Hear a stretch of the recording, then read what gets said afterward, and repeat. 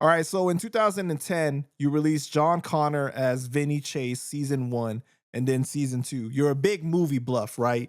And into Yes. TV shows and all that. So you did these mixtapes because you were hanging out with some celebrities at the time and seeing Yeah. a lot of stuff.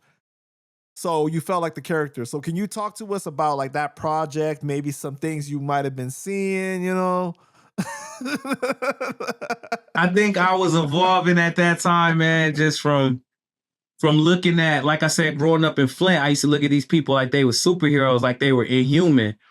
And now at this time, I'm starting to break in the industry. Like when Mateen first came aboard and became my manager, I can remember one of the first celebrities I ever like kicked it with on a human level was Chris Webber. Chris Webber wanted to sign me as a producer. So for the younger kids out there, Chris Webber, basketball player, played for the Sacramento Kings, played for the Golden State Warriors, played for the University of Michigan. And he wanted to sign me as a producer. And I remember like that was like my first like wow moment. I went and spent like a week at Chris Webber's house, like making beats and stuff like that. So I would say just at that time, I started to evolve into understanding that artists, musicians, entertainers are still just humans at the end of the day. That was the biggest part of that transitional phase of Jon Connor as Vinnie Chase 1. Well, because in the past, you've described it, right? Like you was getting into crazy situations with people that you admired in the past. So was it like situations in the club or like what was it exactly that made you feel like that?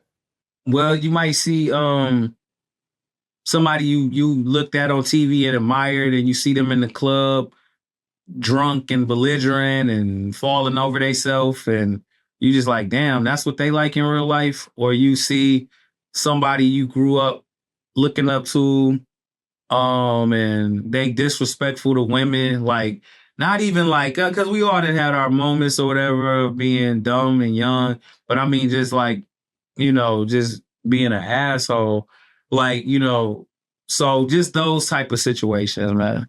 The mystique has been removed now. Exactly. Kind of like the veil has been lifted, right? And now you're starting to see things for what they really are, but beyond the glitz and the glam and the cameras and the lights and all that. Yeah, I call it the human factor. Like that's why it's so hard for people that aren't in show business to understand, like when they see certain people, like when they see people get arrested or they see certain people, it's because they haven't been around that person to absorb their human factor. And the human factor is just who that person is when they're not performing their craft.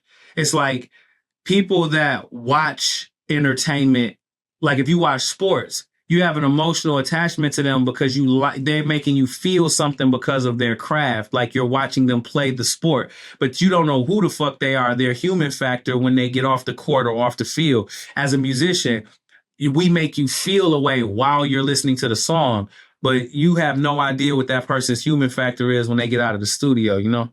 Right. Kind of like what we were talking about earlier, basically. Yeah, like the Hulk Hogan shit again. Yeah. We might as well title this fucking interview Jon Connor. But for real though, and I mean, what was your like first thoughts or reaction? Obviously, not saying names, but like to experiencing that for the first time when you started to see things for what they really were. You say that again. What was the beginning of the question? Like, what were your thoughts, you know, during that time when you first started to experience seeing people for what they really were, where things were like, you know, the mystique was like removed and everything like that? It actually became one of the things that I enjoy the most about show business. I like seeing people's human factor. Like I don't like meeting other entertainers just because I admire their work, because it's like I respect anybody that gets to a certain level of success by staying dedicated to their craft, because you know what I'm saying? It takes a lot of determination and willpower to do that. So there's an automatic respect that I have. But what excites me about meeting other entertainers is your human factor is what sustains you. You know what I'm saying? Like your talent can get you to a certain point, but who you are as a person will decide where your life goes. Like, you know what I'm saying? So it's like the effect it had on me became like, okay, I can't wait to meet this person so I could see their human factor so I could understand how they got here.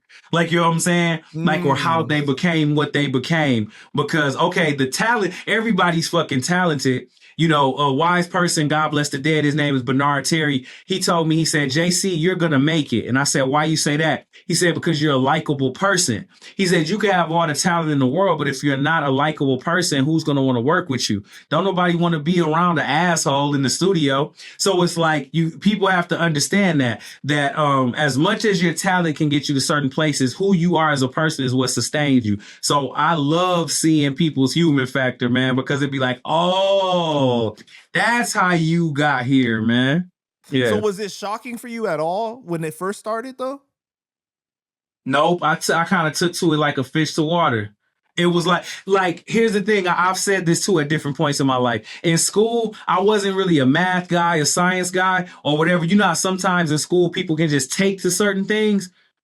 The game, show business, the industry, I took to it like a fish to water. Like, as soon as I got introduced to things, it was like, oh, this is how this really is. This makes all the sense in the fucking world. Like, oh, fuck. Like, why certain people are successful, why certain people aren't successful, why certain people get super famous and then disappear, why certain albums drop and certain albums don't. The human factor of the music business makes perfect sense to me.